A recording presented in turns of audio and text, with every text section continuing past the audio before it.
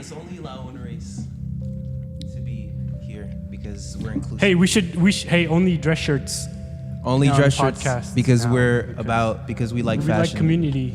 Because we like Fashion community. Only, and, inclusive is and expression through cloth materials. Why do I sound like I'm ringing off the left? No, you sound like a Muppet. I sound like I'm being. Oh shit! Sorry, I screamed You can there. hear yourself? I can't hear myself. Yeah. Why is that? I can hear myself. I should not- get a splitter so you guys can all Am I hear not yourselves. clairvoyant But enough? I'm sorry, guys. My goal is clairvoyance. By the end of this year, I'm gonna be clairvoyant. That's very- not really that's something that you. That's a very egotistical thing to say. Hey, First hey. of all, I think that goal is going to prevent you from making that happen. Well, my clairvoyance says Mm-hmm. that you're wrong Okay. and that I am going to be richer than you. You're right. That's correct. Although my heart may not explode. That's hot. This is 31 weeks straight. Wow. Every week, I'm like, holy shit. Yeah, it doesn't feel like We're like, fucking percentage-wise, we're like 60, maybe a bit more what? percent throughout doing this for an entire year straight. Oh yeah, Like Yeah. 30, there's 52 weeks in a year, right? so about the 60%. So if we're 30, like we're basically there. Isn't it 56 weeks? No, maybe not. It's 52. No, It's 52. 52. weeks, I don't know why, but that Wow. word stuck. That number stuck. I know it's Yeah. I 52. remember when you guys started. It was in Wow. March. Yeah. What? Right? It was March. in March. Yeah. The beginning of March. We mentioned this every beginning. Yeah. That's our intro. What is this? What is life? Okay. This week we have Paloma with us. Yeah. It's very overdue. Palm cool. She's been begging like for like fucking yeah, absolutely. 5 months. Like Jesus Christ. Like finally here you have it. Thank you guys for watching. This concludes our podcast. This concludes with our guest. podcast. That's all for today. Can I turn this off now? Or? Yeah. Just kidding. Oh, just kidding, guys. That was What have joke. you guys like been doing? Like what's been going on this Jesus month? Christ, depression. That's it. That's it. Honestly. Nigga, that's every month though. I feel like lots of synchronicities I've had this like, month. I don't know. Oh, yeah, a lot bro. of synchronicities. Oh, that's a lot what of that's what we synchronicities, should too. talk about, bro. Oh my god. Jeez. Oh my Alright. god. Yeah, like meeting data, like holy shit, like that. I don't know. Can't really put it into words. You know what we should do? We should start a journal, a synchronicity journal, because I want to remember them but I also don't want to because I feel like I'll just be holding on to them and getting You'll all remember the egotistical feelings. about it.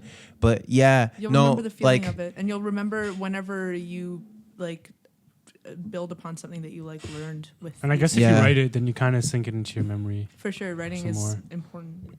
yeah, but very important. I don't even think I want to write it. I think I just want to let them happen. But yeah, like I don't even believe in coincidence anymore. Like, coincidence is not a thing. Like I used It's all there to is. I to mean, believe in that. Like I kind used to of. believe- Well, I do mean, you- yeah, actually true. Do you know what determinism is, or like? Yeah, Yeah. Explain it for our stupid viewers. for the idiots For our who don't have stupid basic philosophical fucking knowledge, you dumbass bitch. So like determinism is, I like to think of it as like backwards destiny, and so it's just that every event impacts another, and even though, I mean, you can, I feel like you can kind of like believe in free will at the same time as believing in determinism, but to an extent, determinism disproves a lot of people's conceptions of what free will is. So determinism is that even if you have, or even if you feel that you have a choice in something, you don't really. It's just that it's not that it was pre-planned, but it's just that everything has led up to you. Yeah, everything is doing led up to this moment. Yeah, And I think that a lot of people fear that because there's kind of this idea that it's a lack of control. I want to be in control. Right? Yeah. But there's also a lot of just as soon as you let go of that and as soon as you're okay with not having that control, you gain like a whole other form of just like autonomy as like a human being because you're Yeah. more aware of like who Yeah, you 'cause that are can in be the kind of- context of your that can life. be kind of disempowering. Be like, Yeah. it's like, oh shit. And also I'm here because of all these events. yeah. But it can be disempowering, but I really, But at it the same just, time, like if that's the case, then I can choose right now to do whatever, be whatever I want. It's It's the paradox we've been talking about of It's all action and action, right? Yeah. it's like the way I see it is the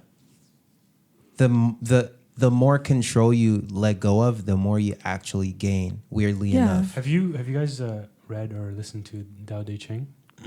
No. Is it basically is it Taoism? Yeah. It's basically like with like paradoxes, right? You can only be full once your stomach is empty. It's not the pot that actually, like, it's the emptiness inside the pot that creates value.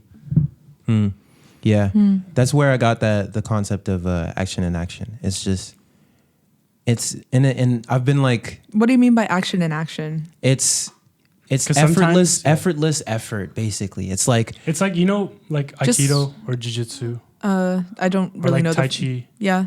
So it's like the movements are so minimal that, like, okay, so Aikido, for example, it's a martial art. I'll try to It's put Japanese clips. martial art where like it's just defense, straight defense, Right. and there's Yeah, no put attack. clips. So it's reaction. It's Put clips of it's it right now. responding, not really Yeah. reaction, and you'll take whatever force comes to you and redirect it using the most minimal force to like counter that It's like force. flowing. So it's like, as opposed to being active in the making of the movement, you are putting energy into like the awareness and intent behind the movement. It's like And it's like let go. and action, let God. inaction. So it's like Yeah. you're being inactive, or like you're being perhaps like Just the right amount. physically or Yeah. consciously passive, but like subconsciously invested Yeah. in what you're doing. Because I'd say I'm confident enough to say that like I could label myself as like a hardworking person, but I don't like stress about work. Yeah, I concur.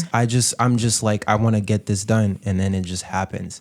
So it's a nice balance of, you know what you want. You're not gonna not try to pursue that thing to make that thing happen, but you know that.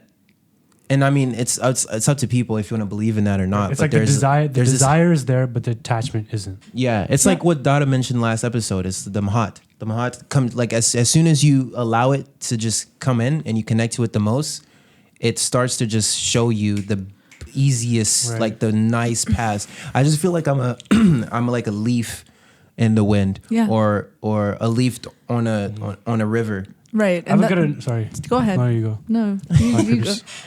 Okay, I'll go. There's a good soccer analogy I can relate to, the action and action thing.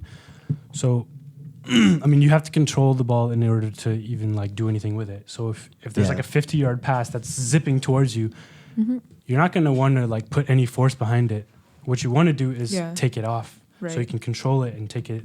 Actually, empower yourself. You have the ball. You can from there. Now you can act. You want to like internalize the force and then express it again. Yeah. Yeah. And So you're not stopping and starting an It's idea. very You're like- just like allowing it to keep going. Yeah. It kind of ties It's back into very broad. determinism, Yeah. right? It really just ties back into the idea of like it's not an idea that's like stopping and ending and starting. And again, it's something that is really just like cyclical and free flowing. it's like everything you're driven to. I mean, if you believe in determinism, everything you're driven to is not something you necessarily chose to be driven to. You're just driven to it. Like, there's people who will try to explain why they're like, let's use myself as an example. I could just do his fucking phone on the floor for audio viewers. I'm gonna leave mine here. It's a nice phone, except it's cracked. Like, it's okay. It's the contents that matter, and how it's used. And but it's like, people will try to justify free will by saying like, oh no, this is when I chose to be into this, so I was gonna do this. No, it's just like everything from your environment to probably there's DNA involved, to your parents, to whatever type of intergenerational trauma, to like ancestor whatever type of movements, media like, you came man. around, like that came around you when you were young, that made you somehow into whatever you're into. I'm into music and everything I'm into because it just happened. And I can't imagine being even a slightly self-aware person, or being like aware of my identity without to some extent believing in that. Like I have to believe in that to like understand myself and like why I do things. And I think that when I was like 16, 17 or whatever, and I kind of like became like a conscious, like functioning person, was when a conscious functioning person is when I kind of clued in to like why I am the way I am, like what made me who I and am. You kind of start questioning, well, am I Christian? Why religion? Like, is this really, like, I went to Catholic school, so I was super confused. Right. Like, holy shit. But you were raised Hindu. Yeah. We would do morning prayers and I would just follow along. Like, oh, we're all doing this. Okay. And I'd go home and I'd have like Hindu and Buddhist, like, all like draping, all that shit. Oh yeah, and so you're just living in two worlds. Like, you just, yeah. Who do I pray to? What is prayer even? It's just crazy. confusing. It's crazy how like mainstream Catholicism, Yeah. Catholic, so fucking English. Mainstream Catholicism fucking ruined in a way prayer. Like completely just ruined it. I really disagree. Because now but like especially for young people, like especially when parents are the ones who are like Catholic, Right.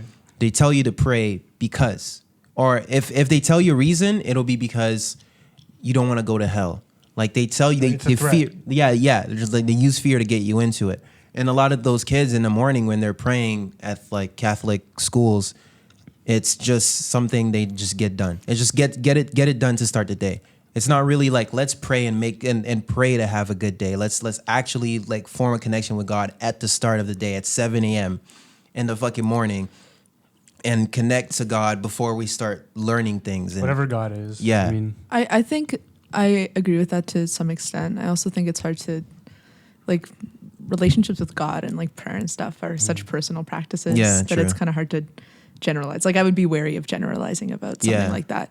But I do think that because of how Christianity and like Catholicism were brought and like how they've been manifested and why they are so powerful has definitely contributed to like the way that they function today and why so many people push away from it. It's just because it's so closely tied to like a lot of really corrupted institutions, and it is a corrupt institution too. And there's that like, how do I separate the institution from like the valuable practices and like the values that are portrayed and like practiced by the institution, and then the actual values of like Jesus or whoever else that actually has like something maybe like worth listening to, because like people like read the Bible for a fucking reason, and like Jesus is definitely a real person, right? Great and example like, too. Even if you don't believe in him as a real person that lived. Yeah, it's like that's a historical figure that people like made something of and like believed in because he was probably like a really good leader and very a really pure, empathetic person. And like people like that exist. And that's why there were prophets after him too. But the funny thing that I always find is that like even though obviously he's the son of God and whatever else in Christianity, people have idolatrized Jesus, even though he's supposed to be like the human version of God, or like the connection to God on earth. Unattainable sort of thing. Yeah, and it's funny because it's this thing where he is this godlike status, but the whole point is you can be for him. Yeah, is for him to be like what we can be too, and there's a sort of disconnect there. I mean, he came in the form as a human, right? Yeah. He came in the form of human. He probably had. I mean, some people probably make him look very, very perfect with no faults, but he probably had his own faults. Well, he was from between ages about like 12 to 36. He's completely unaccounted for. Like, you know, he was just like fucking up, like bare, you know, and then, like and then he started he's like completely unaccounted for. Yeah, so it's like he probably had his own faults. He was human. He was human. He was the son of God, but still came as a form of human being with all of the baggage that comes with being a son of the fucking human being, right? And like the important thing is that, I don't know, like people are taught to fear God because like God isn't human, right? And so like ultimately God is love, but like God doesn't really have like what we understand as empathy for people. But Jesus did. And so like how did he have that empathy? People don't have empathy unless they like experience things. Because he's sort of the manifestation like in human form of God. Right. God. But like he still had to struggle. But we do hear about the struggle to some extent. Yeah. But there is like this huge part of his life historically that's missing. That like accomplishments. And which is why he seems like such this, to an extent, like something that everyone aspires to but never reaches. And it's because we didn't see the flaw and maybe like a lot of the intricacies that came before. It's funny how prayer works, because like the more, especially this year, like the more I've thought about it, like, and I came across this cool quote that was like, I think it was probably in a podcast. I was listening to a podcast, and then someone said something along the lines of like, pray as if it's been done. Mm-hmm. Don't pray from, that's why I think a lot of people have it twisted. Yeah. Because people usually pray when they're in a state of like desperation. When you need God, like you don't. Which is when if you're praying at that point, then there has to be doubt in your mind. There's no exactly 100% absolute. You're praying because you think things are going to shit, and you're just like, hey, this all powerful being who's supposed to be in control of everything, could you take this away, please? Like, it's not really like. I think the thing about prayer and meditation and visualization and like goal setting and all of that, I think it needs to be consistent.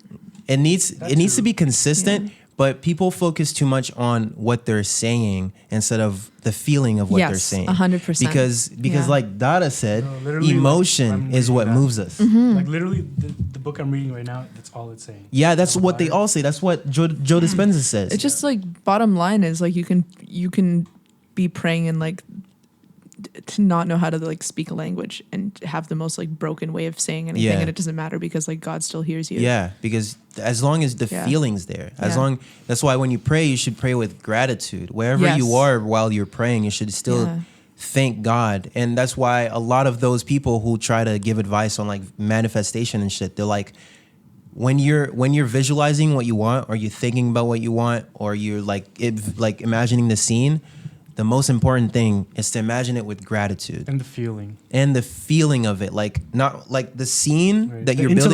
Like the intellect, of course, you need it to actually engage in that feeling, but it shouldn't be the primary thing that drives the prayer. Yeah. Mm-hmm. So I think that's why, just from doing that, like in my meditation, sometimes I have a few that I do now. Mm-hmm. I have the one he taught us, and then I have the Joe Dispenza one, which I always forget to do. But I think ideally what my morning routine should be like is like I wake up, you do the Joe Dispenza one right away, because you're going from the theta, the lower brainwaves, right, where you're most connected to your subconscious. And you do that, you do your morning routine, and then you do the meditation sometime after in the morning. And then you do it in the evening, and then right before bed, you do the Joe Dispenza one evening. Yeah, that's 4 meditations a day. But it's like 30 minutes every, like 30 minutes in total, twice a day. That's probably like an hour. That's a little bit over an hour. Yeah, so it's something you have to build up to. Yeah. I want to read something. Oh yeah, what is it? It's from Neville Goddard book, At Your Command. So it's kind of speaking to the mic. It's kind of on like prayer. So problems are the mountains spoken of that can be removed if one has but the faith of a grain of a mustard seed. Men approach their problems as did the old lady who, on attending service and hearing the priest say, "If you had but the faith of a grain of a mustard seed, you would say unto yonder mountain, Be thou removed, and it shall be removed, and nothing is impossible to you."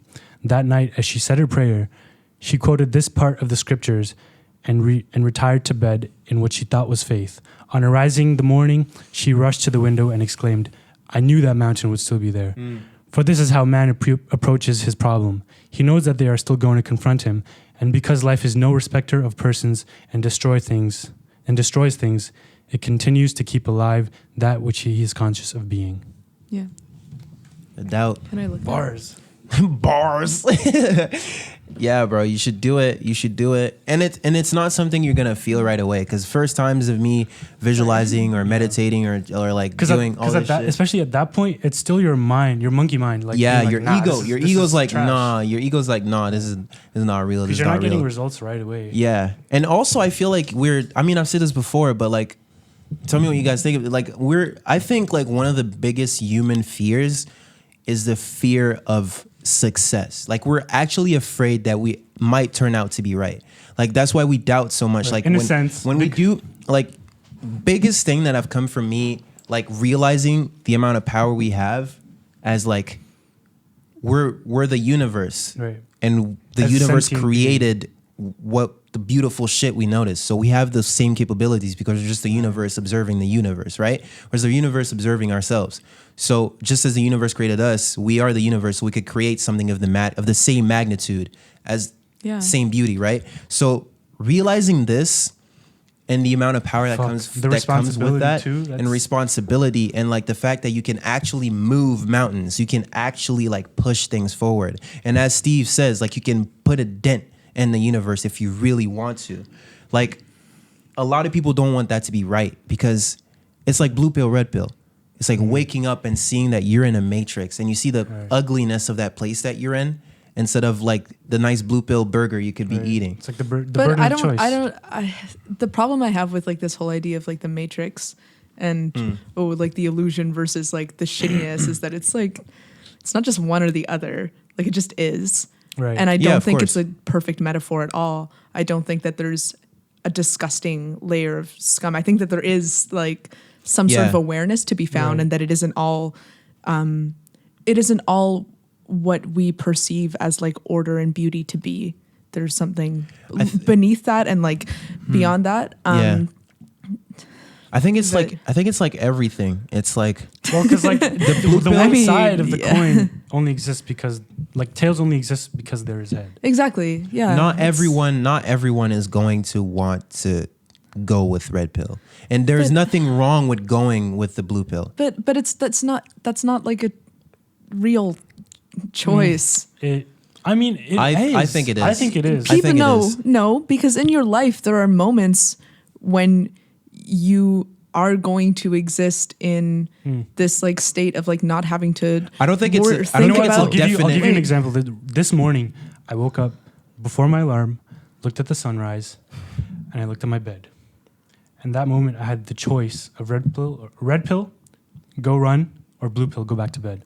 I chose the blue pill. I went back to bed. I woke up 2 hours later. I'm like, fuck. Here's the thing though. But it's not a definite thing. It doesn't stay this way once you like what I mean is like I think what you're saying is there's moments when you're gonna be in this extreme. There's moments when you're gonna be in that extreme. Yeah, and you cannot be in one completely because the balance will be tipped. Yeah, yin yang. You need duality. That's what I'm saying. It's like these two things do exist, but like as human beings, we're not like capable of just like only existing on one end of that our entire lives. There's no perfect human being, and there's no. But it's not even about perfection. It's just about like wherever you're meant to be in the moment.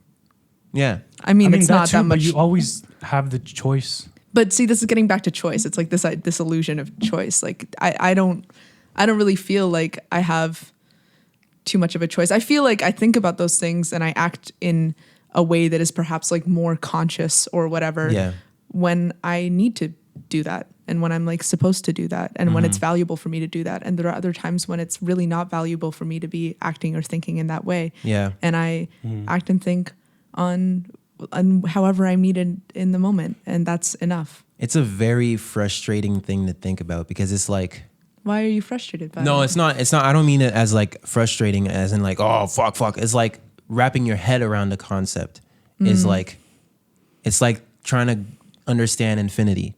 Like, can you really conceptualize infinity in your head? Like you can't.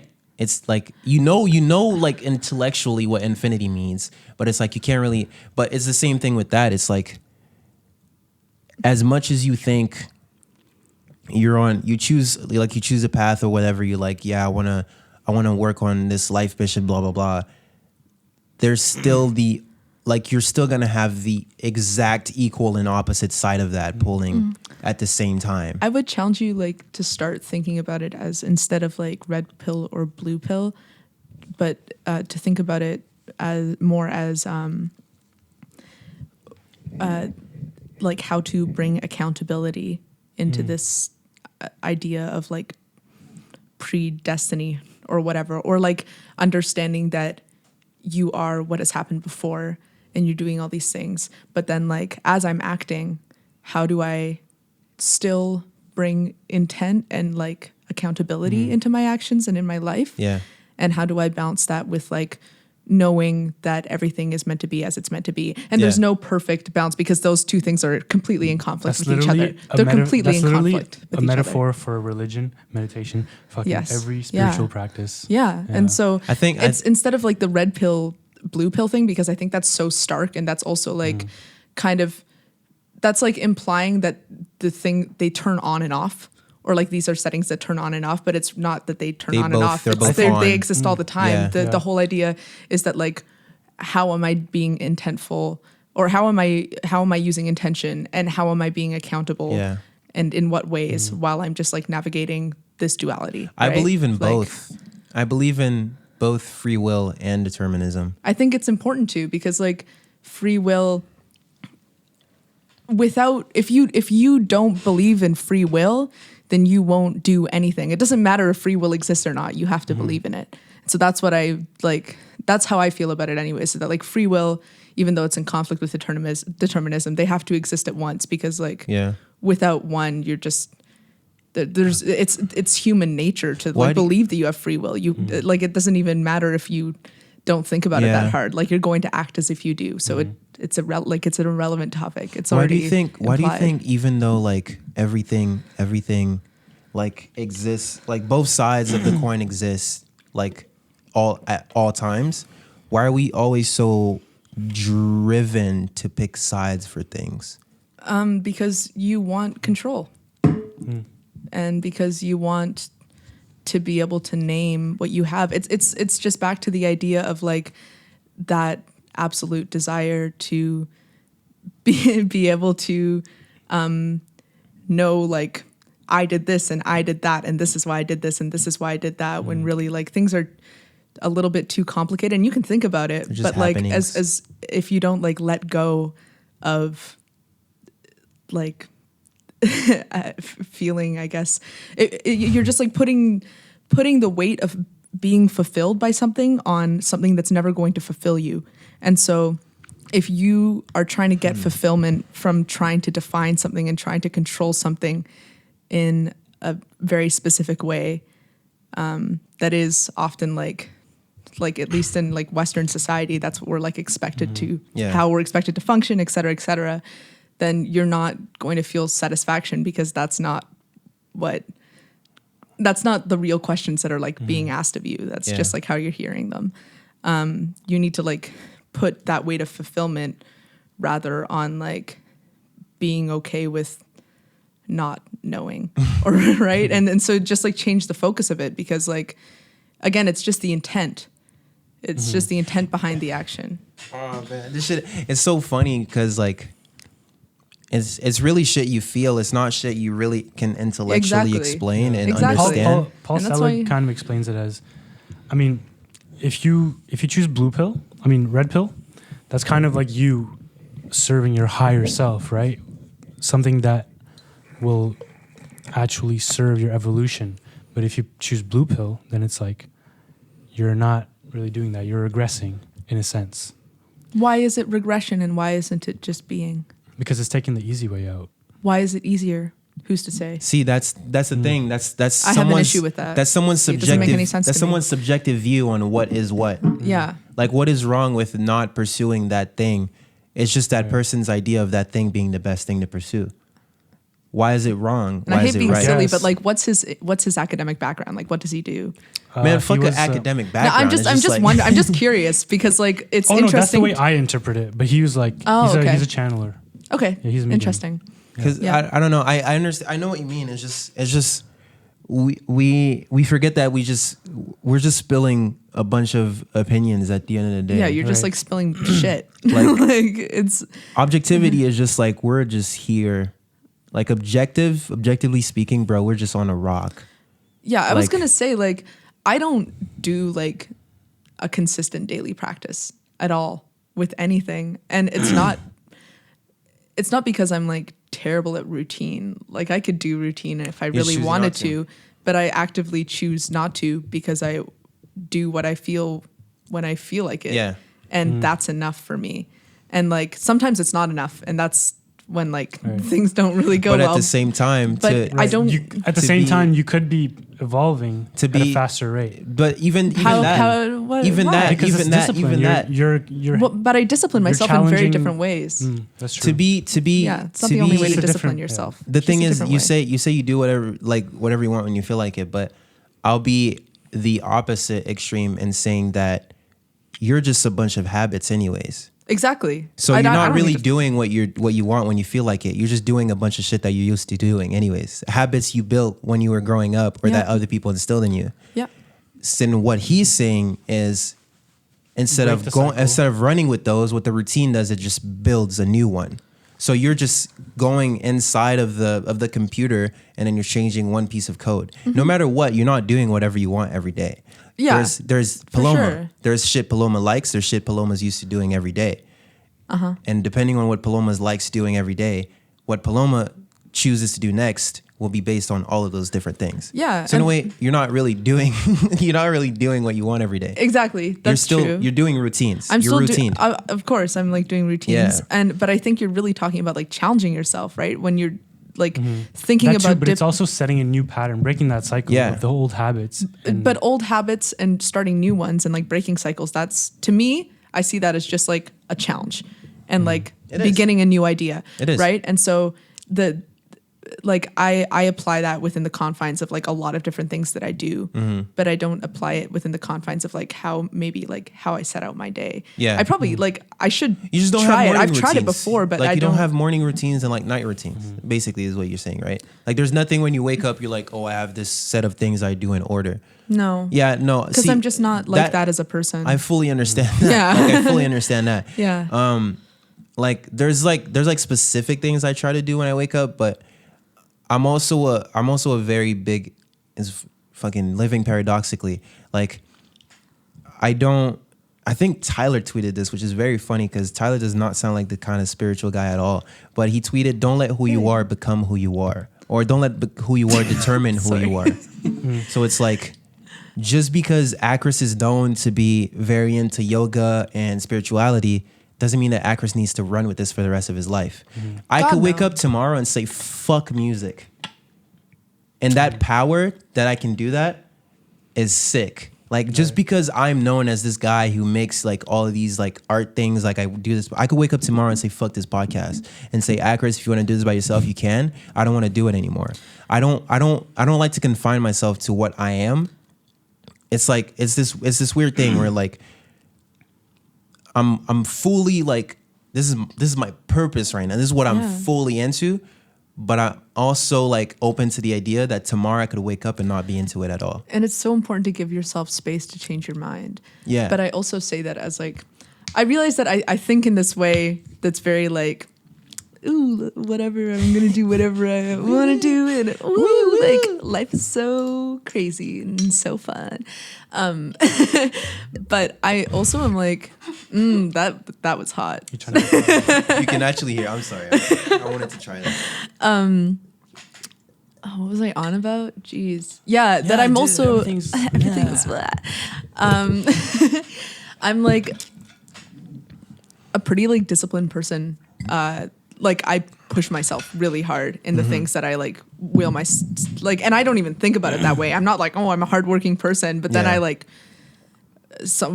when I become like close enough to someone, or they like let me into a space where I can like criticize their work or work alongside them, I often like overwhelm them because I'm so like, this can be this and this can do this, and like next time you should do this and this and this, right? And man, so, that's not even a bad thing. That's the thing I look for in like partners and like people who work. Yeah. Like partners and like people who work with you. Like like Just Acris be is a frank. partner. Like Acris told me this hoodie looks like shit. I like it. And I love it. And I love it, but I'm not gonna take offense because he says it looks like shit. Right. Like I just want someone who's able to tell me, like his fucking lookbook. Like when he had the fucking please stand by thing, I was like, bro, there's no way you put an effort doing this. No, dude, I said the same thing. I was actually like, you should change this. I know. But having the freedom to be able to just express yourself that way. And it's not even like calling it shit as you attacking the person. Right, It's just constructive. It's you're like, just saving time by not going, I don't think this works too well. Yeah. You're just going, this is shit. 3 syllables is way better than 6. You know? As I was saying though. Sorry. No, sorry. I'm the same way. I just want to like finish the thought. That I feel like I in some way have like some sort of privilege that I'm like able to like have flexibility in a lot of like my external, because my internal is so rigid in a lot of ways. And I think that some people Rigid or stable? It's a solid Yeah, bounce between the two. Different wordings for the same thing. I mean, like, I don't think I'm stable all the time, as in like consistent. Like, I'm an inconsistent human being, just like most people are. But I think that when I'm focused and like when I'm kind of like practicing this energy that I'm talking about, I can be pretty rigid. I can be flexible within my own confines and like set boundaries, right? Yeah. But what I'm saying is like, because when it comes to practice and spiritual discipline and like thinking certain ways and like challenging yourself mentally and spiritually and emotionally, I'm like really good at regimenting myself. Yeah. I don't worry too much about what happens out here because it just translates. But I think that some people don't have maybe as much like just intuitive structure. And it's something that they really need to work on or feel really like stressed out about it. It's like, oh my God, like I don't have this like immediate, right? And so they try to manifest it from the outside in. That's a great question. When was the last guys you guys have been like stressed or like anxious? Cause like you saying that, like I haven't felt stress in the past fucking like, really? and I'm talking like bad stress. That's stress shocking. as in like I'm worried. Yeah, Like I can't remember. good stress is like I need to finish yin for like the Bad end of the stress, I'm month. worried. I need to finish this project for the end of the month. How the fuck am I gonna do this? Holy shit, that's crazy. I don't know how I'm gonna fucking do this. To me, that's good stress because Yeah, it's I doing agree. something that I care about. Yeah. But bad stress isn't like worrying. Like I haven't done that in the past like 2 months. I haven't worried. I haven't done that in like the past year. I'm still extremely neurotic, so like that comes up, but like You remind me of my mom it's just so much. It's just- really funny. fucking like it's just I don't know. It's like I don't think I've ever felt closer to God or whatever other label people use for God in ever. Actually, not even in a long time ever. Like maybe when I was born. When you're born is probably when you're the most connected. When's But- the most? Because like as we were saying before, it's like people go to God in times of crisis. Yeah. And although like that can be considered something flawed, I also think it's really human. It's just like, Oh, yeah. what happens? Because like when you can no longer look to the physical things in life for security, Yeah. you have to look beyond. Yeah. And that like I think also that's a totally fair thing because the things that give you security in life are also expressions of God. So even if you're spending time with people, you're still in God's presence, Yeah. and like that's enough. But when the those thing things is- aren't there, it's like I need to go pray. So you're talking about like you haven't been stressed, you haven't done any of this. When was the last time that you felt totally stripped of every means of security and that you needed to speak to God? The thing is, those people who like it's a human thing and there's nothing necessarily wrong with it, but the way I see it is like you don't want to be the person who a friend comes to every time like shit goes wrong. Like after a while you're just using me for me to bring you security back. You're not talking to me outside of you being stressed and needing me. Like you're just using me. And I mean some people are fine with being that, but it's like you want the person to hit you up when they're good too. You don't want the person only to hit you up when they're trying to use you as a bad energy catcher and like just the person to talk to when they're just not there. Yeah, It's the same thing I concur, see. It's for like sure. my relationship with God is outside. Is like You don't all want the to burden time. God? I am sorry. But like, of course, it's all the time. Yeah, that's what I'm saying too. I'm wondering. But I mean, like I interact with and God interacts with me every day. Not only through people. It's just through coincidences, quote unquote coincidences. It's like it's like the meditation we do, the Joe Dispenza one every morning. It's like, and as you're so connected to it, look around for unexpected ways that this higher realm, this higher being, God will communicate with you today. and it's like you see it happen, and even if it's doesn't matter if it's objectively real or not, like if you just think of it like that, you just it clicks. It just strengthens, and it's like it's not only, I don't know, it's like I can't even see like bad things, inconvenient things, or when bad shit happen as even bad anymore. It's like the whole determinism thing. It's like it was supposed to happen. I just let go and let God. Yeah. Because God is not necessarily actively trying to send bad shit towards your way. It's still okay to feel sad though. Oh, of course. I feel sad like every fucking day, bro. Yeah. It's just at this point it's like everything that passes, both good and bad, I just look at it, observe, admire, put it back. Yeah. So it's like not even the good like when I'm saying I've been not worried for the past like 2 months, I haven't been extremely happy either. Like I'm both. Right. Like I'm sad as fuck, bro. Like I'm sad and lonely as fuck, but I'm also like powerful and the most confident and the best I've ever felt about myself ever right now. But they're both living together. Duality. So I'm not anything. I'm just out here. Like, and I bet you feel the same way. It's just it's choice, man. Like you can decide to either be scared, frightened, or you can just choose to be in the middle, or you can choose to be on the exact opposite side of that spectrum. Maybe. I get Maybe scared. it's also circumstance. The thing is, But it's always choice. But that's what here's what I'm saying. Like I don't even pick. I'm just all three. That's how I feel. I feel like I'm just all three. That's a choice too. I'll be scared. It's a choice. I pursued, I guess, my practices have led me to getting to the point where I feel like this, like the way I live or whatever. And it kind of goes back to what Dada was saying. Like, is this a nihilistic? Like speaking to the mic. Goes back to what Dada was saying, where he was like, is it a nihilistic path that we're on? Like, because you're destroying everything, right? You're destroying everything. It's you're scaling everything down, so you don't feel as much of anything. Yeah, it's freaky, bro. That's a very Y'all thinking about it too question. hard. I'm not. I think my thinking of it involves me like trying to communicate it, like because the feeling itself you don't need to think about. You're just trying to process like how big it is. Yeah. Yeah. It's like my ego's like holy shit. Yeah. And it's like what the fuck is going on, and it's trying to like pin a label on what the fuck is going on, but there's no label for this. That's what Science you need to let go hasn't gotten of. there yet. You know this. No, that's what you need to let go of, Gio. Yeah. This Basically. yogi, this monk from like the 1300s, I think. I forgot his name, but he says, the moment you stop naming things, like you're set. You're be set. Enlightened. Exactly. In a sense. That's what I think. When I've been even saying. like pain, bro. Like remember that time when we were fasting and I told you I was fucking having growing pains. Mm-hmm. And the moment I just like step back, I'm like, oh shit, this is just a sensation. Yeah. That's creating this thing that I call severe pain. Yeah. I wonder why I broke the fast, Bro, ahead of time.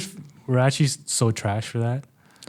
But like, I'm kind it of. just wasn't meant to happen. No, I for me, kinda- I like the moment I fucking finished my meal, I felt so unfulfilled. Like, fuck, Oh no! why did I do this? I felt great, but it's. I think what happens is you just hold on. I think that's your ego that's making you feel. Maybe That's really interesting because like, I don't often like my brain just like shuts down when I do something sometimes that I should feel bad about, or sometimes, definitely not all the time, but like about like certain things, like little psychopath? issues. And I mean, it's okay to fucking like, life. It's called psychopath. It's okay to like have a drink and like have a smoke, whatever. But if you're just doing it mindlessly, then that's the thing, where it's bad. is that, like, but if you're doing at it times- consciously, like okay, I can indulge, it's fine. Then Yeah. I think that's okay. it's that balance of accountability. It's being accountable to yourself, and sometimes I think. Yeah. And the With awareness. interpersonal relationships, I feel like I'm often really good at being like accountable. Sometimes it takes a bit of time, like it does with everyone, but like, yeah. But when it comes to my own habits and like the way that I treat myself, like sometimes I'm not very good at being accountable. And I don't know if it's because I like internally care less about that or not. But I think that it's interesting that you immediately feel like burdened by like how you went against what you planned out for yourself, or like what you intended for yourself. And like when I do it, I'm just like, oh, well, fuck it. And I think that's like gotten me down like a lot of rabbit holes of just like over indulgence and like over whatever and Jeez, man. whatever thing. It's just crazy, bro. Because like it's funny. interesting. The whole It's time just you're interesting. talking about this, like there's like a little thought just circling around my head. Like this is very similar to nihilism, bro. Because when I'm thinking about all these things, I'm like, it's all meaningless. But I still feel meaning. Like I still feel purpose and meaning, knowing that it's all meaningless. That's the thing. It's like the whole idea of nihilism is like, that's okay. Like nihilism can exist and it's like an okay thing. Yeah. But like if everything is utterly meaningless, which it technically, like I like to think of it more as like everything is on a large scale, it's inherently neutral because it's just like happening and it's whatever. And it's indifferent, and that's not really the case because like I think it is the case. well, I mean, it depends on what scale you're looking at it because like I think people are people and we have like a life and like we're accountable to people. Do you know how I see it? But do you know how I see it? yeah. And I think, Go whoa, on. that actually makes so much sense. That just came to me. We're the universe expanding. And we're the universe expanding at every scale. So us having this conversation is the universe expanding. Yeah. Technological evolution and like shit getting better is just the universe expanding. Right. Our drive to reproduce is just the universe expanding. Our cells just dying. Just like the solar being system reborn. is expanding, just like the solar system itself, all of the planets are moving apart, just like all the galaxies are moving apart, just like the entire universe is expanding.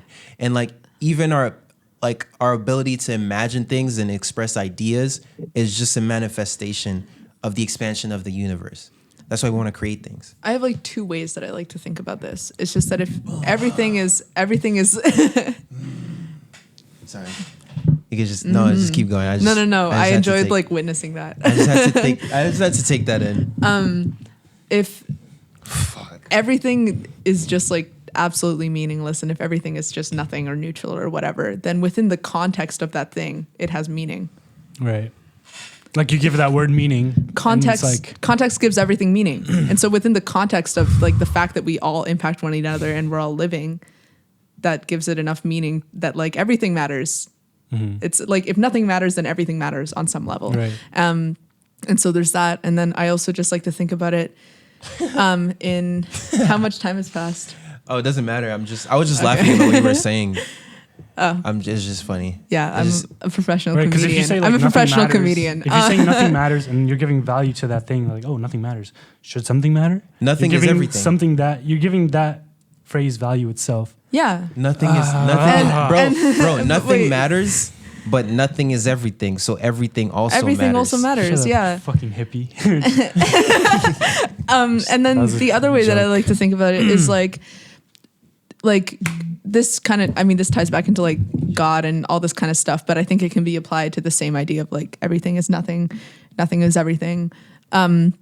Is that God, this is from a poem that, oh my God, I should Pull it up. I'll show this. If we could like link this poem, this is one of my all-time favorite poems. But like link this. It's from a Unitarian Universalist music minister named Glenn Thomas Rideout. He's the author, and it's this absolutely like phenomenal piece of writing. But I'll find the Jesus exact Christ. line, and then I'll send it to you guys to link it. Bro, all we do is just like, all we do is this. When you think about it, like all we're doing is just, I'm sorry, audio viewers, but I'm like swinging my fucking I'm swinging my palm back and forth. swinging my palm back and forth because all we do is just like, Right, it's a cycle. we're just Everything trying to is a keep, fucking we're just cycle. trying to stay here and we're just keep tipping the balance left and right. And then we just, as we're about There to can almost fall. Right, they can only we be just balanced if there's weight on flip both it. sides. Yeah. Is it So we okay just if I keep recite pushing. it? Yeah. Hell It might take like a few minutes, but it's like worth it. We should all get duality tattoos.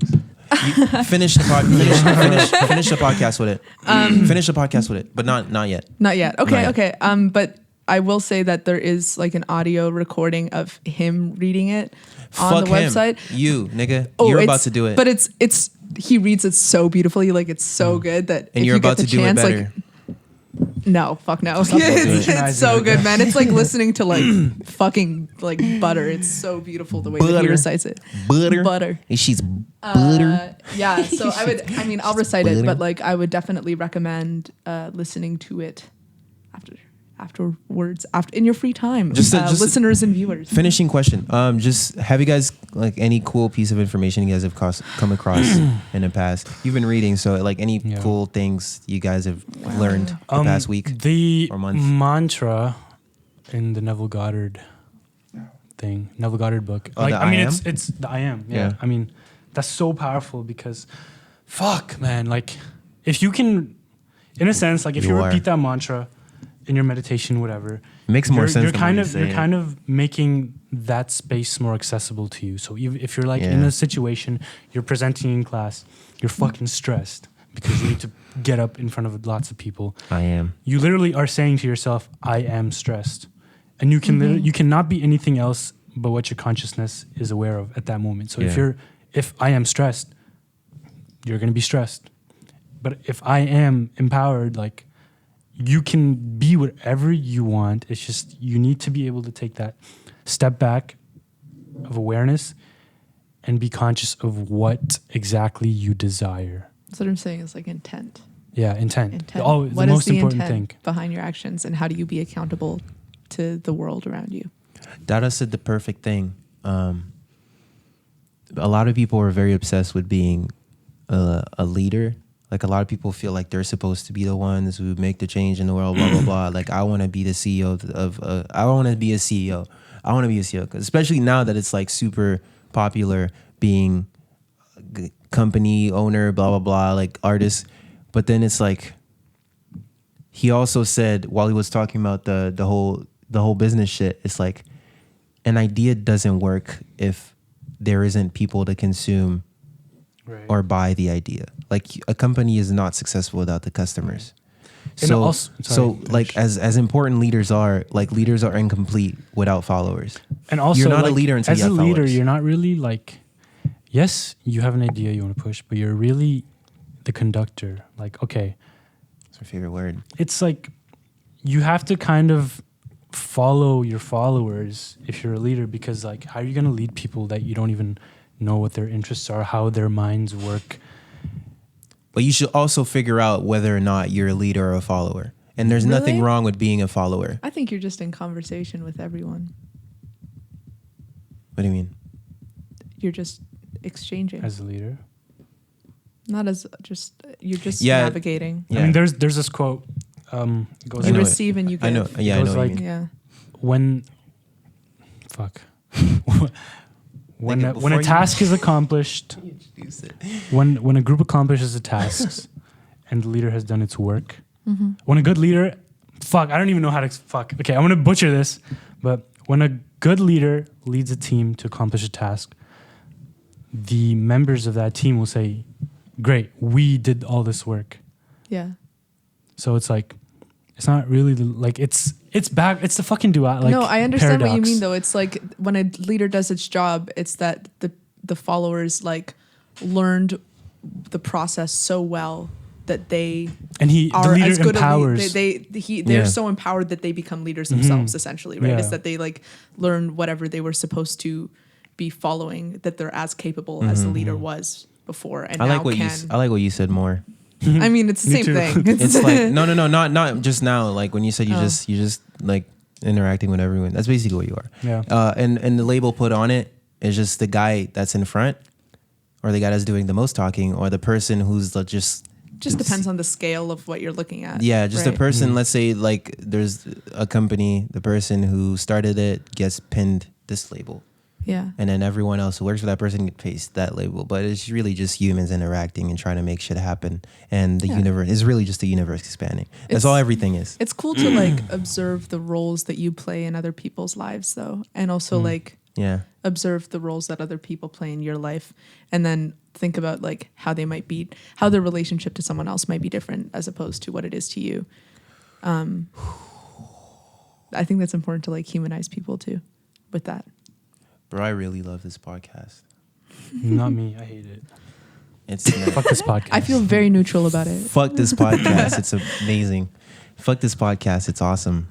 I hate being bipolar. It's awesome. Jesus is King comes out tomorrow, guys. What? What's that? Kanye's about to reinvent Christianity. Is that what it's called? Yeah. Amazing. Bro, Wow. you know why he's so fucking cool? If you told me in 2013 that Kanye would make an album called Jesus is King, I'd tell you you're fucking stupid. He's a person. He just knows. He's just such a good artist, bro. And he's like, you know the problem with artists and why artists fucking most of them die out is because they create a formula and then they stay in the fucking formula. And that's them playing their roles as artists who die out. 80% of them will die out. 20% of them will just move the genre forward until they're dead and after. But like, you know what I mean? Fucking niggas will blow up off something. They realize it works, keep doing it. But then what is the law of the universe? Shit changes all the time. That is the one thing that doesn't change about this universe is that it's always changing. So the genre, whatever they did that blew up is going to change. It's not going to become what works anymore. But all they've fucking habituated themselves to is that thing. They don't reinvent themselves. They don't shed their fucking skins. Nigga, you can literally categorize Kanye's lives by eras. Like he's literally lived different lives. What I think is interesting about Kanye is that he's like everybody like transforms throughout their life, et cetera, whatever. But when you have enough like distance from something, it's easier to like mark those things because if you're just like spending a lot of time with someone, it's like you watch them change from A to B and there's no distance between that. Yeah. A1, A2, A3, A3. Yeah. Exactly, right? And but with Kanye, it's like he's remained relevant in like the public sphere for so fucking long that we've been able to see him from a distance do normal people changes that normal people have in their life, but they're like bigger than life itself just because it's fucking Kanye. Not only relevant, and it's cool. But it's just very human. Pushed shit like he's been one of the main ones pushing shit forward. Exactly. For like more than 15 years. He's just like marking human changes with like pretty remarkable art. And it's cool to watch it. I don't know. That's why he's fucking also like nigga, that's cool, bro. It's Tyler too. Like you could say exactly. Goblin era, Goblin and Bastard era were kind of the same because they came out like basically a year apart. So it's kind of the same era. But then there's like Wolf, which is like kind of like he's kind of becoming like more beautiful than like the dark shit. Yeah, but and then Cherry Bomb, it's like the flame pants, the fucking flame pants and white tees and like the super color, very very colorful, but like kind of moving. You could feel like it's a more controlled color. And then Flower Boy is like sexuality, more personal. You're starting to learn more about him. And then Igor, the suits, the fucking wig. It's not even like him as a person changing. It's like the way he's branding himself changes every album. But that's like him as a person, right? And I think what's cool is that he and Kanye and like artists that have a platform in general, they are able to like weaponize their identity, right? It becomes their creative weapon, right. And they don't let let who they are determine who they are. It's like Ye saying now that he regrets making Yeezus, and that pissed me off because that's my favorite album he's ever made. He's also like a really silly man, and that's why I love him. That's why I love him. He doesn't give a fuck about PR. He just says shit. I just don't think he knows anything about PR. Good. That's what I'm saying. That's why it works. That's why it works so well. Like he fucks up publicly. It's not that he doesn't give a shit. It's just that it's like literally not in his sphere of awareness. And that's what you said. He's just another human. If he didn't give a shit, it would be so annoying. If he was like actively like fuck PR and like whatever, we'd all be like, yeah, fuck you. But he just doesn't even know that it's like.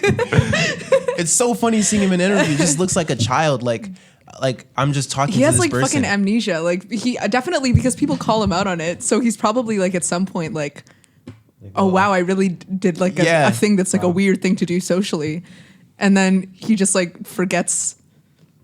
He just forgets. One thing I'll say though, slavery thing was fully just people being fucking dramatic. He never said slavery was a choice. He said there's 400 of y'all. There's all of y'all for 400 years and you don't do anything. That sounds like a choice to me. It's still poorly worded. I mean, still poorly worded. It's kind of a shitty. Still poorly worded. It's still very rough and a very straightforward way of saying it. But people really hate straightforwardness, especially in the West. We hate hearing that your work was shit. We want to hear, hey, I think you should do it like this. But your work was shit. Saves so much time. But if you listen to just the fucking 30 seconds after that clip when he says that sound like a choice to me, he explains what he means. Yeah. But we don't want to listen to that. We want to hear that sounds like a choice to me. Being angry is fun. Bro, the next few words he says after that is mental enslavement. Hearing that justifies what he just said. But we want to be mad. We want to be upset. Niggas, fuck niggas. Read your shit. I'm done. This is such a weird transition. Can we like talk for like a minute longer to like bring it from here to here? Or should I just read it? Because you're so mad right now. Hey man, people got their retweets, their favorites. They're happy. Yeah, they're happy. And they're content. But who's gonna make the change? Not them. I mean, everybody makes little changes in their life throughout the. Sorry, I'm being fucking annoying now. I'm just whatever. Oh, it's okay. You make little changes. All right, too. Jesus is king. It's okay. You make little changes make too. You make little changes. Make Kanye's Kanye, bitch. Kanye is God. Kanye is fucking. Okay, so this is a good God. Transition. Perfect. Realizing his God and manifesting it most. So the name of this poem is "God is no noun." Oh, frick, sick. Oh, frick. Sick. Frick, sick, frickin' sick. Sick and frick. Words, commence. Yeah, and this is by Dr. Glenn Thomas Rideout. You good? Okay. God is no noun, and certainly not an adjective. God is at least a verb, and even that shrinks her. God is not so much a woman as she resides in the improbable hope of brown mothers. God is not so much a man as he is at work in the memory of my grandfather's laugh. God is not trans. God swims in the tears of the one who sees her real self at long last in the bathroom mirror. God is not black, neither is he white. God is waiting in the contradiction of songs from slave shacks, and I've seen God in the alabaster smiles of children at play. We're getting Michelangelo all wrong. God is not the bearded one surrounded by angels, floating over the Sistine. He is not Adam with his muscled back pressing the earth. No, God is the closing inch of space between the reaching fingers. Don't believe for a moment that God is Catholic. For God's sakes, he isn't even human. Blasphemy. Have you heard the wood thrush when the sun glistens the Huron? Can you see the flowers, how they speak to bees without a word? Still, God is no spring blossom, no wood thrush. God is neither the sun nor the bee. God is what you see in the blossom. God is when you hear the river and suddenly discover how much of it is a part of you. To be clear, God is not you. God is somewhere in the 14 billion years which have come to mean that you are. God is, after all, at least a verb. She is neither Pharaoh's rod nor Moses' staff. We must be the ones to cease our slavery. She is not interested in blame, neither does she offer praise. Truth, gratitude are ours to breathe. She will not have your answers. She is too large for answers. She dances too wildly to be fastened to them. And answers are nouns anyways. God is at least a verb, twirling in the radiant reds of spring blossoms, singing in the rare silences between rapid opinions, attending tears of dark-skinned deaths, learning tiny alabaster smiles. God is waiting in the space between fingers that might connect. He is waiting for us to stop naming her. She is waiting for us to see all of him. God is waiting to be unshrunk. Things God. Yeah, basically. Everything is sacred. Nothing is profane. Everything is sacred, nothing is profane. Can you say, give us money into the mic, please? This is our Patreon. Into the mic. Oh, shit. Which one? Fuck. You can access our Patreon at Give us currency.